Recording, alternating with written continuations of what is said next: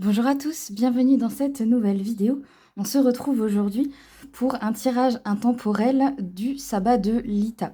Alors au moment où sort cette vidéo, le sabbat aura lieu dans 2 ou 3 jours, mais vous le savez, étant donné que c'est un tirage intemporel, vous pouvez le regarder en fait chaque année et faire un choix différent chaque année.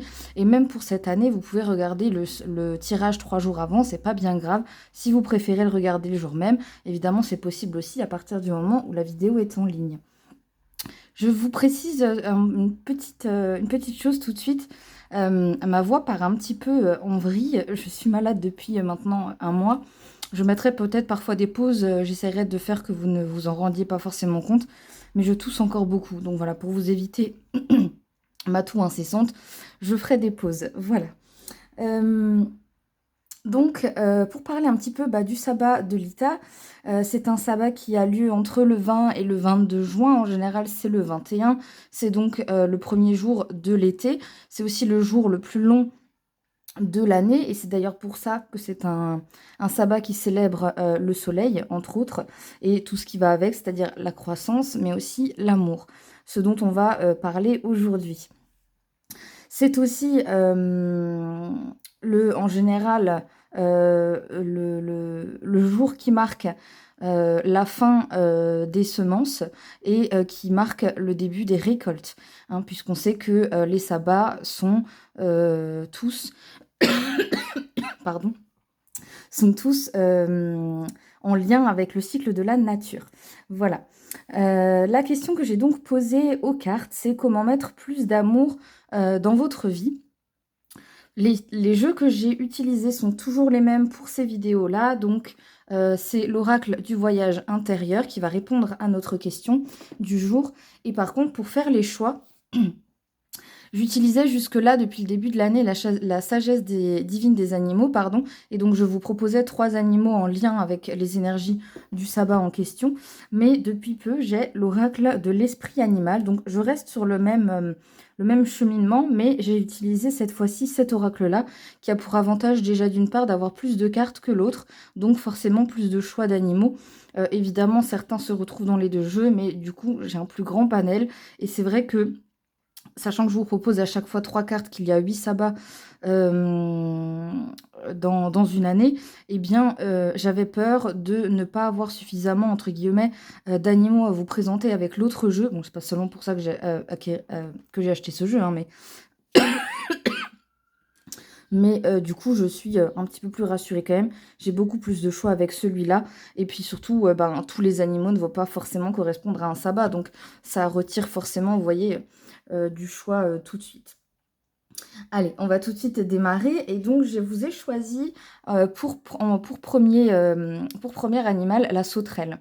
Alors là, tout de suite, hein, le chiffre, la phrase de la carte, on s'en fiche en soi, puisque c'est pas la carte que je vous ai tirée. Là, c'est simplement ce que vous allez choisir, d'accord, entre les trois. La sauterelle, pourquoi? Bah, en fait, je me suis dit, bah, voilà, quand on part en vacances dans le sud, par exemple, ou quoi, un des trucs qui va signifier qu'on est en vacances, ou même que c'est l'été, eh bien, c'est le bruit des sauterelles qui parlera à tout le monde. Donc, je voulais vous mettre dans cette ambiance-là. Avec la sauterelle, du coup. Maintenant, si le chiffre, par exemple, vous parle, vous pouvez tout à fait faire ce choix-là. Il n'y a rien, y a pas d'obligation, il n'y a pas de, voilà, il n'y a pas de règle. Ensuite, je vous ai choisi le paon. Il y a beaucoup d'oiseaux qui sont associés au sabbat de Lita et à l'été. À partir du moment où ce sont des oiseaux tout simplement qu'on voit à cette période-là, j'aurais pu, si j'avais eu une cigogne, étant donné que je suis d'Alsace, prendre une cigogne puisque elles viennent chez nous justement à cette période de l'année. Mais en fait, n'importe quel oiseau très coloré, d'où le paon là, ou n'importe quel oiseau que vous voyez et dont vous pouvez profiter de son chant en été, aurait fait l'affaire. Moi, j'ai choisi du coup là le paon, parce que je trouve déjà que c'est un oiseau magnifique, très coloré, donc qui rappelle forcément l'été. Et puis, j'adore cette carte. Et enfin, le troisième choix que je vous propose, c'est l'étoile de mer. Et donc là aussi, vous l'aurez compris, c'est simplement l'esprit des vacances, du coup de la mer, parce que généralement, les vacances se passent au bord de la mer, sur la plage, etc. qu'on peut potentiellement en croiser, des étoiles de mer. Voilà, pareil, j'avais le choix entre l'orque, le dauphin, plusieurs autres animaux, mais je me suis dit, l'étoile de mer, c'est quand même quelque chose qu'on peut potentiellement croiser. C'est plus difficile de croiser un orque. Donc voilà, j'ai choisi l'étoile de mer pour les 3 choix que vous pouvez faire là. N'hésitez pas à mettre pause si vous voulez prendre le temps de méditer un peu, de prendre quelques respirations, etc. avant de faire votre choix en conscience. Et puis sinon, eh bien, on démarre tout de suite. Donc je vous ai à chaque fois tiré une carte, hein, une carte pour ceux qui auront fait le choix de la sauterelle, une pour ceux qui auront fait le choix du pan, et puis une pour ceux qui auront fait le choix de l'étoile de mer. N'oubliez pas bien sûr que si vous allez sur mes réseaux sociaux, vous avez tout en barre d'infos. Je propose des tirages personnalisés, et même si je n'en propose pas moi en story actuellement, vous pouvez toujours m'écrire et me demander d'approfondir par exemple justement un tirage que vous avez vu en vidéo. C'est avec plaisir. Allez, pour ceux qui ont choisi la sauterelle, eh bien la carte qui est sortie, c'est la numéro 32 ou numéro 5. Et c'est celle du voyage. Alors, avant de vous parler vraiment du message de la carte, je voulais qu'on se penche déjà sur l'image, qui est quand même très parlante. Je vous rappelle la question, comment mettre plus d'amour dans sa vie? Et on voit justement que eh bien, c'est un cœur qui est au gouvernail, c'est un cœur qui dirige ce bateau. Donc, on est déjà carrément dans le thème.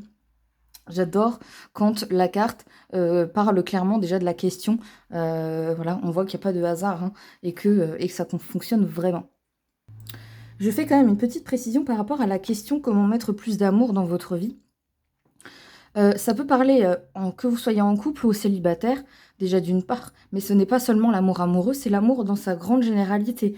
C'est-à-dire que dans toutes vos relations, que ce soit famille, amis, etc., tout marche, mais aussi dans votre relation d'amour avec la nature, avec les animaux, avec vous-même, c'est vraiment au sens très large, d'accord?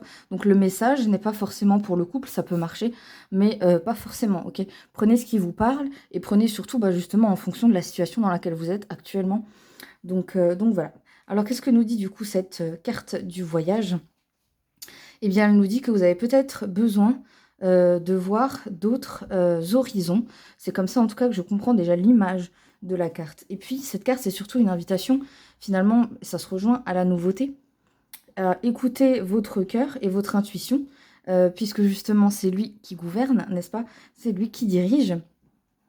Et elle vous demande aussi, cette carte, de mettre de côté vos doutes inutiles, ok?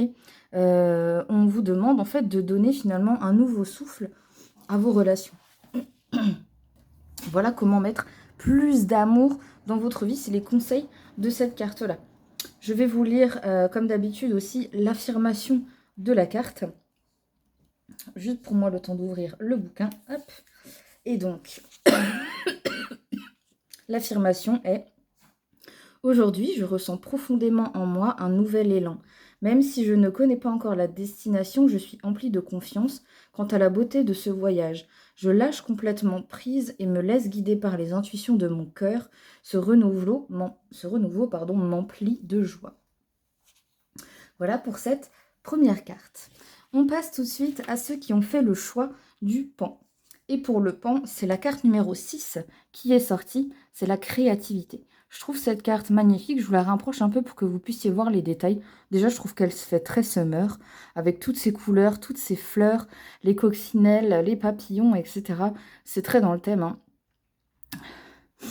Donc, voilà, je trouve déjà cette carte très très jolie. Et qu'est-ce qu'elle nous demande? Eh bien, elle vous demande d'innover. En fait, elle vous demande de laisser parler votre originalité, de mettre vos actions, de mettre en action, pardon, vos idées les plus folles, en toute confiance. On vous demande aussi, d'une manière différente, d'extérioriser. Il y a vraiment cette partie-là qui est importante, parce que la créativité, si maintenant on parle vraiment d'art, de se laisser aller face à une toile, à faire ce qui nous vient, ou devant un piano, de commencer à jouer à l'intuitif, vous voyez ce que je veux dire? Eh bien, ça permet très souvent d'extérioriser des choses qu'on a à l'intérieur de soi, des émotions qu'on ne gère pas, ou même parfois dont on n'a même pas conscience. C'est à ça que sert d'ailleurs l'art-thérapie, hein, peut-être renseignez-vous là-dessus si ça peut vous intéresser. Cette carte vous encourage à ça. Et donc, vous avez besoin d'extérioriser. Ça peut aussi être via la communication. Vous avez peut-être des choses à dire et on vous demande là de le dire et peut-être de faire preuve de créativité dans la manière de l'amener. Vous voyez ce que je veux dire? Rappelez-vous que l'amour n'est jamais une chose acquise. Donc, surprenez votre entourage. Donc, voilà pour la créativité, l'originalité et tout ça. Et puis ensuite, on a l'étoile de mer. Et pour l'étoile de mer, j'ai sorti la carte numéro 17, la fluidité. Et là, on est sur une carte beaucoup plus cool, avec une énergie beaucoup plus calme, hein. Qu'est-ce que j'aimerais être, ce petit personnage-là, qui me balade sur cette rivière et qui me laisse aller. Alors justement, qu'est-ce qu'elle nous dit, cette carte? Bien, elle vous dit, d'une part, de saisir les opportunités qui s'offrent à vous.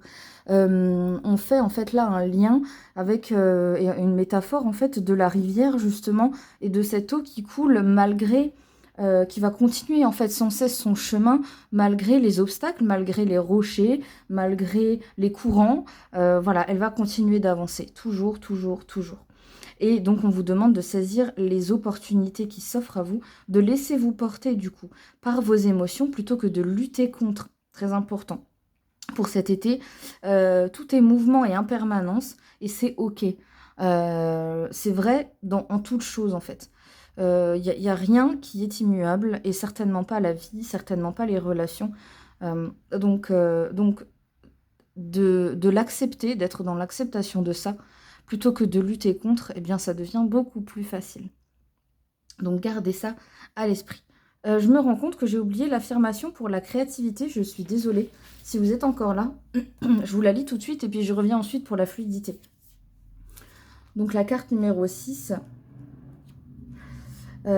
Aujourd'hui, j'ouvre mes portes à ma créativité intérieure en conscience. Je me connecte au tout et me laisse porter par mes envies de créer.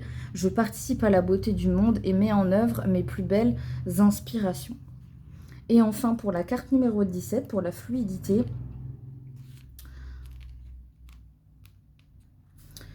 telle l'eau, je ressens la fluidité en moi. Ici et maintenant, je dépose toutes mes résistances et mes attachements. Je suis le seul maître à bord qui peut décider comment ressentir et vivre les situations qui se présentent à moi. Je me laisse guider sereinement par le flot de la vie. Un très très beau message, je trouve. Donc voilà, si vous êtes resté jusque-là, je m'excuse pour avoir oublié l'affirmation là des pans. Et puis, eh bien, avant de nous quitter, n'hésitez pas à mettre un pouce bleu pour soutenir la vidéo et la chaîne. Abonnez-vous également, ça ne prend que 2 minutes et ça soutient vraiment les gens qui font du contenu sur YouTube. Donc, n'hésitez pas, avec ce petit coup de pouce, on ne vous en demande pas plus. Moi, je vous dis à très vite pour le prochain sabbat.